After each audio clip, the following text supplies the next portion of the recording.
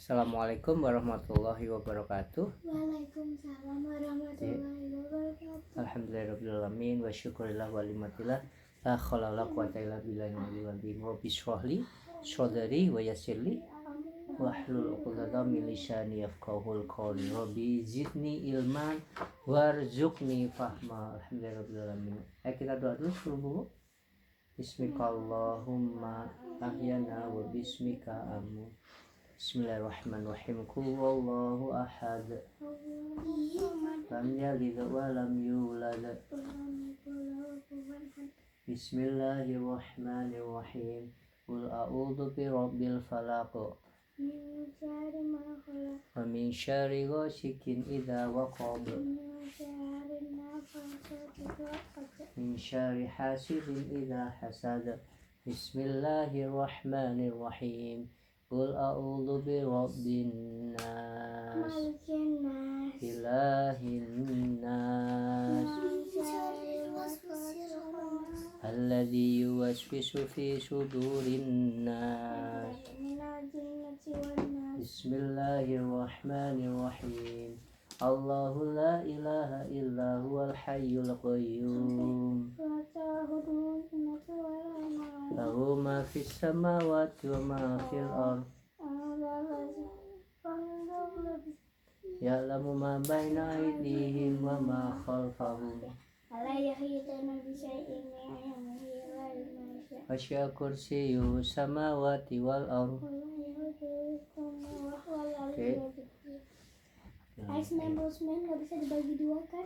Ya 45 ya. Berarti kalau 150 cuma 50.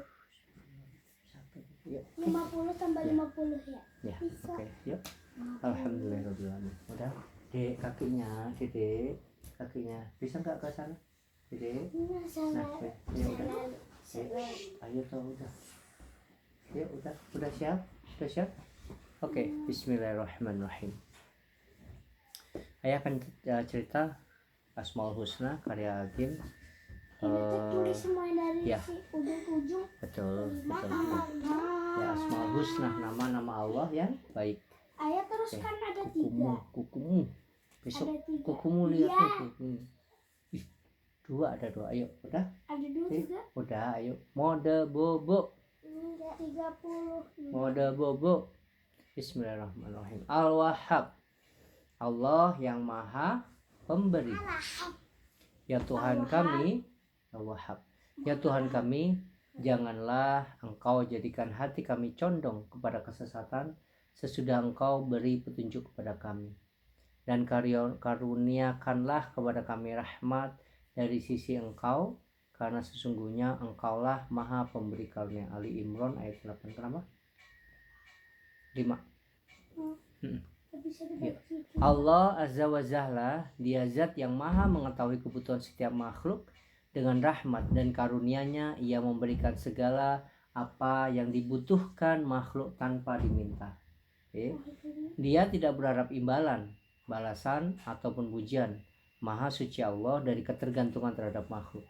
Al-Wahhab adalah satu nama Allah dalam Asmaul Husna yang bermakna Allah yang Maha Pemberi.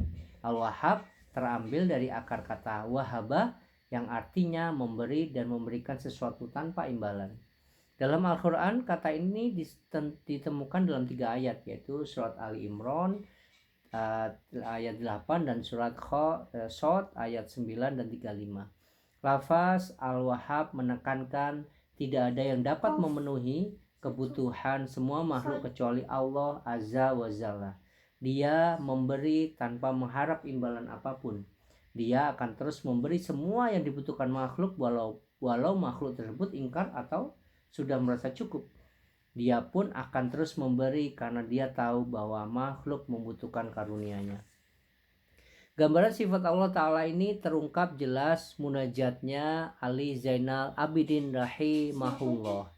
Ya Rob, setiap hari Engkau berkhidmat kepadaku, seakan-akan tiada hamba lain selain aku. Padahal setiap hari pula para malaikat mengantarkan kemaksiatku kepadamu, seakan-akan aku punya Tuhan selainmu. Dari mana ini kita bisa berkesimpulan bahwa tiada satupun makhluk yang berhak menyandang predikat wahab. Menyandang. Menyandang itu menyematkan. Jika dia mengharapkan imbalan dari apa yang dilakukan, termasuk manusia itu makhluk lemah, tidak sempurna, dan serba kekurangan. Mustahil dia mampu memberi secara berkesinambungan. Al-Wahhab adalah sifat kedermawanan Allah Ta'ala. Tiada yang sanggup berbuat derma seperti sifat Allah ini. Setiap pemberian yang dilakukan manusia biasanya berujung pada satu kepentingan, yaitu mendapat imbalan. Imbalan di sini tidak hanya berupa materi, tetapi juga yang bersifat non-materi, misalkan pujian, jalinan persahabatan, terhindar dari celaan, bahkan harapan mendapatkan surga. Apa yang dilakukan manusia lebih tepat jika disebut transaksi. Transaksi itu. Beli permen gitu. Dulu itu di barter ya. Ya. Satu-satunya sifat yang bisa mendekati sifat wahab adalah jika saja manusia itu mengorbankan semua miliknya demi Allah semata, bukan demi tercapai kenikmatan surga atau terhindar dari neraka. Sifat ini pun lebih tepat sebut murah hati.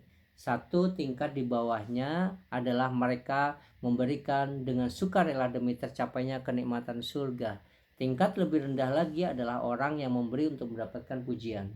Allah Ta'ala memberi imbalan kepada orang murah hati berupa keridoan dan pertemuan dengannya. Inilah kebahagiaan hakiki siapa yang beribadah kepada Allah demi mendapatkan keuntungan surga. Sesungguhnya dia telah menjadikan Allah Ta'ala sebagai sarana untuk mendapatkan surga, bukan menjadikannya sebagai tujuan. Barangkali jika saja surga dapat dicapai dengan cara lain tanpa beribadah kepada Allah, bisa saja dia tidak akan beribadah. Tentunya tidak salah kita beribadah karena mengharap surga, karena Allah sendiri telah menjanjikannya. Akan tetapi ada yang lebih tinggi dari itu, yaitu mengharap ridho Allah Ta'ala dengan niat ikhlas. Spirit Al-Wahhab, keikhlasan dalam beramal. Ayo udah, waduh bubuk deh. Sahabatku, keikhlasan beramal deh adalah wujud dari peneladanan kita terhadap Allah Al-Wahhab.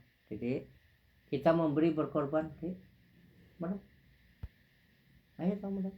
Kita memberi berkorban dan apapun amal kebaikan yang kita lakukan, tujuannya bukan apa-apa dan bukan siapa-siapa kecuali untuk mengharap ridho Allah semata. Namun boleh jadi kita bertanya, apa itu ikhlas? Dan di mana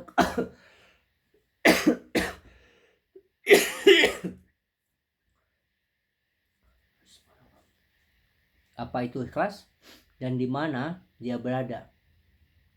Sesungguhnya ikhlas berada pada niat di hati. Dia adalah pengikat amal. Orang-orang yang tidak pernah memperhatikan niat yang ada di dalam hatinya, siap-siaplah untuk membuang waktu,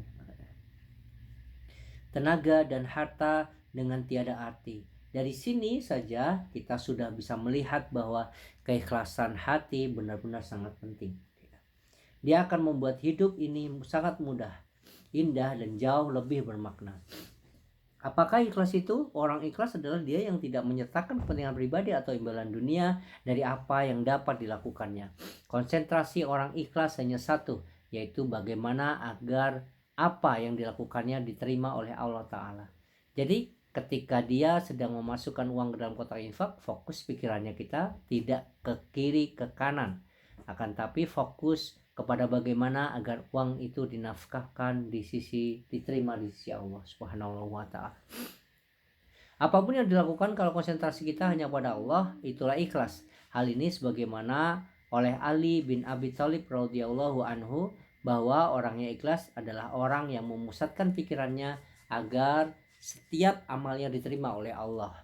Seorang pembicara yang tulus tidak perlu merekayasa kata-kata agar penuh pesona, tetapi dia akan mengupayakan agar setiap kata yang diucapkan benar-benar menjadi kata yang disukai Allah dan dapat dipertanggungjawabkan kebenarannya. Selebihnya terserah Allah. Kalau ikhlas, walaupun sederhana kata-kata kita, Allah lah yang maha menguasai mengucapkan kepada setiap kalbu. Oleh karena itu, kita jangan sampai terjebak oleh aneka rekayasa. Allah sama sekali tidak membutuhkan rekayasa apapun dari manusia. Allah maha tahu segala lintasan hati, maha tahu segalanya, makin bening, makin bersih, semuanya semata-mata karena Allah. maka kekuatan Allah yang akan menolong segalanya. Buat apa yang didapat dari seorang hamba yang ikhlas itu? Orang yang ikhlas sebagai hasil dari meneladani sifat Al-Wahhab akan mendapatkan kebahagiaan dalam hidupnya. Betapa tidak, Allah Ta'ala akan menganugerahkan 6 keutamaan kepadanya. Yang pertama, jarang kecewa terhadap dunia. Orang ikhlas tidak mengharapkan apapun dari siapapun. Kenikmatan baginya bukan dari mendapatkan, akan tapi dari mempersembahkan. Sebaliknya, orang yang tidak ikhlas akan banyak kecewa dalam hidup karena banyak berharap dari makhluk. Yang kedua, tidak pusing dengan penghargaan manusia. Baginya orang ikhlas dipuji atau dicaci sama saja, asalkan dicaci itu dikata-katain nggak baik. Asalkan apa yang dilakukan benar caranya dan lurus niatnya. Yang ketiga, tidak membeda-bedakan amal besar dan amal kecil. Orang ikhlas tidak sibuk melihat besar kecilnya amal. Dia hanya sibuk dengan apa yang disukai Allah. Tidak ada yang kecil di hadapan Allah, yang kecil hanyalah amal yang tidak ikhlas. Merasakan kenikmatan saat berbuat amal, kebahagiaan yang didapat bukan dari mendapatkan pujian, akan tapi dari optimalnya amal. Karena itu, orang ikhlas akan tangguh dan istiqomah dalam ibadah. Tidak menonjolkan bendera. Orang ikhlas tidak berjuang untuk satu kelompok tertentu. Dia berjuang hanya untuk Islam. Kelompok atau bendera hanyalah sarana dan alat untuk mencapai tujuan. Tidak akan tertipu oleh setan. Allah Ta'ala mengabadikan ucapan iblis yang diabadikan dalam Al-Quran. Pasti aku akan menyesatkan mereka manusia, semuanya kecuali hamba-hambamu yang ikhlas. Surat Al-Hijr ayat 39-40. Sahabat, betapa hebatnya anugerah yang diberikan Allah Azza wa Jalla kepada hamba-hambanya yang ikhlas. Anugerah ini sangat khusus, dia tidak diberikan kepada siapapun di dunia ini kecuali kepada mereka. Lalu di manakah letak kekuatan hamba-hamba Allah yang ikhlas ini sehingga Rob kita sangat mengistimewakannya? Seorang hamba yang ikhlas akan memiliki kekuatan ruhiyah yang besar. Dia seakan-akan menjadi pancaran energi yang melimpah. Keikhlasan seorang hamba Allah dapat dilihat pula dari raut muka, tutur kata, dan gerak-gerik perilakunya. Kita akan merasa aman bergaul dengan orang yang ikhlas. Kita tidak curiga akan ditipu. Kita tidak curiga akan dikecoh olehnya. Dia benar-benar bening dari berbuat rekayasa. Setiap tumpahan kata-kata dan perilakunya tidak ada yang tersembunyi. Semua itu dia lakukan tanpa mengharap apapun dari orang yang dihadapinya. Hal yang dia harapkan hanyalah memberikan yang terbaik untuk orang-orang di sekitarnya. Maka sungguh akan nikmat apabila bergaul dengan hamba yang ikhlas. Kata-kata tidak menyakitkan bagai pisau yang akan mengiris hati. Perilakunya pun tidak akan menyudutkan dan menyempitkan diri. Tidak usah heran jikalau orang ikhlas itu punya daya gugah dan daya ubah yang begitu dahsyat. Dalam sebuah hadis yang diriwayatkan oleh Imam Al-Tirmizi dan Ahmad terungkap betapa dahsyatnya seorang mukhlis. Ketika Allah Ta'ala menciptakan bumi, maka bumi pun bergetar. Lalu Allah pun menciptakan gunung dan dengan kekuatan yang telah diberikan kepadanya ternyata bumi pun terdiam. Para malaikat terheran-heran akan penciptaan gunung tersebut. Kemudian mereka bertanya, "Ya Robbi, adakah sesuatu dalam ciptaanmu yang lebih kuat daripada gunung?" Allah menjawab, "Ada, yaitu besi." Kita mafhum bahwa gunung batu pun bisa menjadi rata ketika dibor dan diluluhlantahkan oleh bulldozer atau sejenisnya yang terbuat dari besi. Para malaikat pun kembali bertanya, "Ya Robbi, adakah sesuatu dalam penciptaanmu yang lebih kuat daripada besi?" Allah yang Maha Suci menjawab, "Ada, yaitu api. Besi bahkan baja bisa cair karena api, karena lumer dan didih setelah dibakar dengan bara api." Bertanya kembali para malaikat, "Ya Robbi, adakah sesuatu dalam ciptaanmu yang lebih kuat daripada api?" Allah yang Maha Agung menjawab, "Ada, yaitu air. Sedahsyat apapun bara api niscaya akan padam jika disiram oleh air." "Ya Robbi, adakah sesuatu dalam penciptaanmu yang lebih kuat dari air?" Kembali bertanya malaikat. Allah yang Maha Tinggi dan Maha Sempurna menjawab, "Ada, yaitu angin. Air di samudra luas akan serta merta terangkat, tergulung-gulung dan menjelma menjadi gelombang raksasa dahsyat, tersimpah dan menghempas karang, atau menggombang-ambingkan kapal dan perahu yang tengah berlayar. tiada lain karena dahsyatnya kekuatan angin. Angin ternyata memiliki kekuatan yang teramat dahsyatnya. Akhirnya para malaikat pun bertanya lagi, "Ya Allah, adakah sesuatu dalam penciptaanmu yang lebih dari semua itu?" Allah yang maha gagah dan maha dahsyat kehebatannya menjawab, ada, yaitu amal anak Adam yang mengeluarkan sedekah dengan tangan kanannya sementara tangan kirinya tidak mengetahuinya. Artinya orang yang paling hebat, paling kuat, dan paling dahsyat adalah orang yang bersedekah tapi tetap mampu menguasai diri. Sehingga sedekah yang dilakukan bersih, tulus, dan ikhlas tanpa ada unsur pamer apapun, keinginan untuk diketahui orang lain. Inilah gambaran seorang hamba yang punya kekuatan dahsyat, yaitu hamba yang bersedekah tetapi tetap dalam kondisi ikhlas. Naluri dasar kita sebenarnya selalu rindu akan pujian, penghormatan, penghargaan, ucapan terima kasih, dan sebagainya. Kita pun selalu tergelitik untuk memamerkan segala apa yang ada dalam diri kita, ataupun segala apa yang bisa kita lakukan. Apalagi kalau yang ada pada diri kita atau yang tengah kita lakukan itu berupa kebaikan. Nah sahabat, orang ikhlas adalah dia yang memiliki kekuatan. Dia tidak akan kalah oleh keaneka macam selera rendah, yaitu rindu pujian dan penghargaan. Inilah wujud dari peneladanan terhadap Allah Al-Wahhab, mutiara kasih.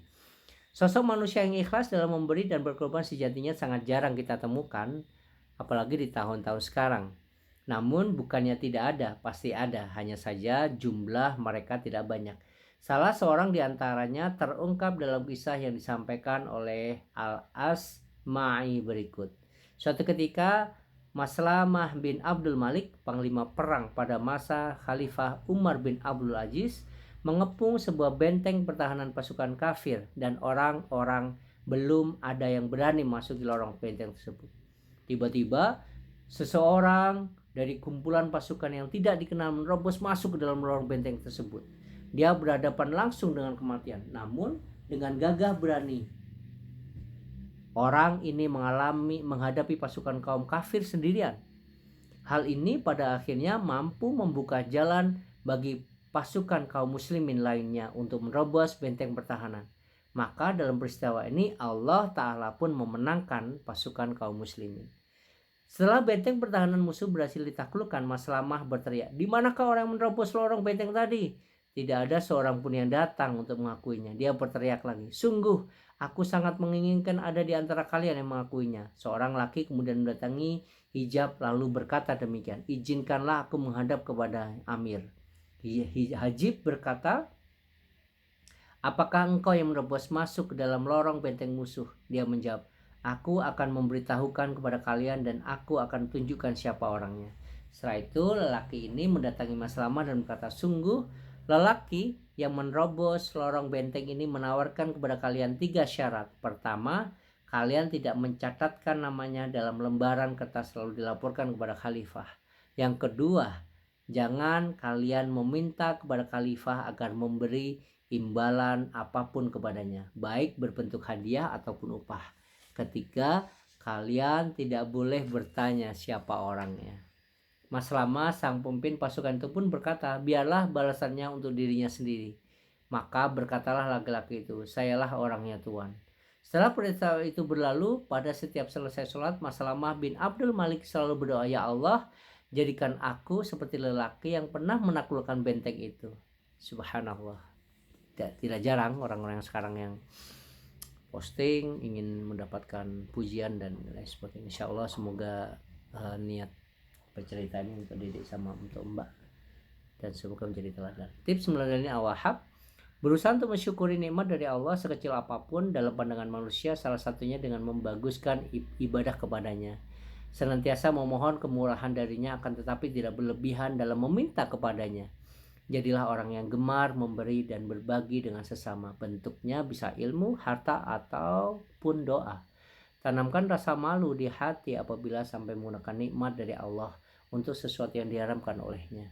Berlatih untuk ikhlas dalam memberi dan beramal saleh. Cukuplah ridho Allah sebagai tujuannya. Doa: Allahumma inni as'aluka bi anna lakal hamdu la ilaha illa anta wahdaka la syarikalah al-manna ya ibadi as-samawati wal ard ya dzal jalali wal ikram ya hayyu ya qayyum inni as'alukal jannata wa a'udzubika minan nar. Ya Allah, aku memohon kepadamu, sesungguhnya bagimu segala pujian, tiada Tuhan yang baik yang hak disembah kecuali Engkau yang Maha Esa. Tiada sekutu bagimu, Maha Pemberi nikmat, pencipta langit dan bumi tanpa contoh sebelumnya. Wahai Tuhan yang Maha Agung dan Maha Pemurah, wahai Rob yang Maha Hidup, wahai Tuhan yang Maha mengurusi segala sesuatu, sesungguhnya aku mohon kepadamu agar dimasukkan ke surga dan berlindung kepadamu dari siksa neraka. Hadis riwayat Ibnu Majah. Pujikan hikmah. Layaknya tanaman, amal ibadah pun dapat diserang hama. Riya, beramal untuk dilihat.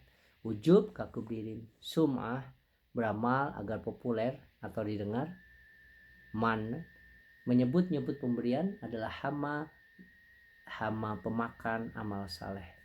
Kala amal dihinggapi hama tersebut musnahkan dia, maka wajib bagi seorang mukmin untuk mengimunisasi amalnya dengan keikhlasan agar di hari perjumpaan dia tidak kecewa karena amalnya bagai habaan masyura, debu yang berterbangan. Subhanallahumma wa bihamdika asyhadu an la ilaha illa anta astaghfiruka wa atubu ilaik. Insyaallah besok kita lanjut Ar-Razzaq yang Maha memberi rezeki. Jadi yang tadi Wahhab itu Maha memberi, kalau ini adalah yang Maha memberi rezeki. Thank you for watching. Insyaallah tomorrow will be meet again and cerita menjelang tidur bersama Mbak dan Dedek. Insyaallah semoga mendapatkan berkah dari apa yang saya ceritakan, karena dari buku ini Al-Asmaul Husna karya Agim ini sangat luar biasa, satu persatu diulas itu begitu detail, dan semoga kita bisa menemukan hikmah. Alhamdulillah. Assalamualaikum warahmatullahi wabarakatuh.